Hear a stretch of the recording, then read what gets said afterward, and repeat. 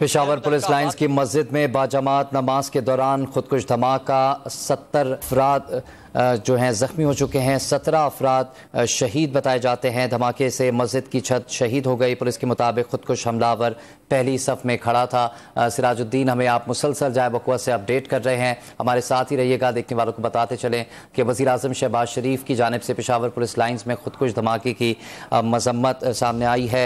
ज़ख्मियों की हालत जो है वो तशवीशनाक बताई जाती है। लेडी रेडिंग अस्पताल और दीगर जो अस्पताल हैं पेशावर के, वहाँ एमरजेंसी नाफिज कर दी गई है और तमाम ड्यूटी पर वापस बुला लिया गया है और एमरजेंसी की सूरत हाल है। पेशावर शहर में सिक्योरिटी हाई अलर्ट है। जाए बकुआ को सिक्योरिटी इदारों की जानिब से कॉर्डन ऑफ कर लिया गया है। तहकीकात का आगाज़ कर दिया गया है। BDO की जो टीम है वो वहाँ पर मौजूद है और तहकीकात का भी आगाज़ किया जा चुका है। सिराजुद्दीन, आप इस हवाले से अपडेट कर रहे थे कि जो मलबे तले दबे ज़ख्मी हैं उनको निकालने के लिए हैवी मशीनरी का इस्तेमाल किया जा रहा है। क्या इत्तलात हैं, कितने लोग हो सकते हैं जो मलबे तले दबे होंगे?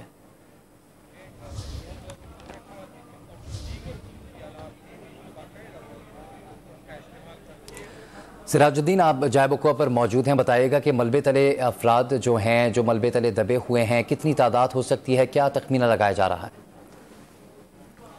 देखिए, रेस्क्यू का अमल जारी है। भारी मशीनरी और क्रेनों की मदद से मलबे को हटाया जा रहा है। कुछ मलबे को जो छत है उसको काटने का अमल भी वो जारी है। अभी तक हतमी तौर पर कंफर्मेशन नहीं है कि कितने अफराद मलबे तले दबे हुए हैं, क्योंकि मस्जिद में कितनी तादाद में नमाजी थे उसके बारे में एग्जैक्ट मालूमात नहीं बताया जा रहा है। 50 से 70 से ज़ायद ज़ख्मी नमाजी अंदर मौजूद थे और इसके अलावा बाकी नमाजी भी थे, वो या रास्ते में थे या मस्जिद के करीब थे, वो भी ज़ख्मी हुए हैं इस ओवरऑल सूरत हाल में। लेकिन जो रेस्क्यू हुकाम से हमारी बात हुई, उनका ये कहना है कि उनके जो डिवाइसेस की मदद से जो इन्होंने चेक किया तो इससे अंदर ज़ख्मी मौजूद होने की तस्दीक हुई है और उसके बाद उन्होंने क्रेनों की मदद से, भारी मशीनरी की मदद से रेस्क्यू का अमल वो शुरू किया है। रेस्क्यू का अमल जारी है। इंतहाई महारत से और टेक्निकल तरीके से ये रेस्क्यू का अमल हुकाम कर रहे हैं ताकि किसी को नुकसान ना पहुँचे।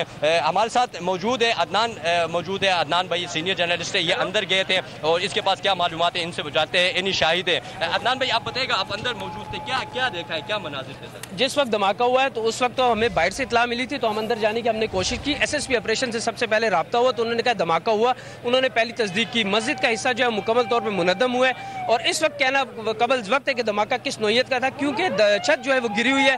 पुलिस हुकाम के मुताबिक हमने IG खैबर पख्तूनख्वा से बहुत ज़्यादा रब्ता किया। उन्होंने कहा जब तक छत नहीं उठाई जाती, नीचे से शवाहिद नहीं मिलते, कहना कब वक्त होगा धमाका किस नौयत का है। छत को नहीं उठाया मुकम्मल? अभी तक वो टेक्निकल टीमें अंदर गई है और जितना सामान है वो लेकर गए।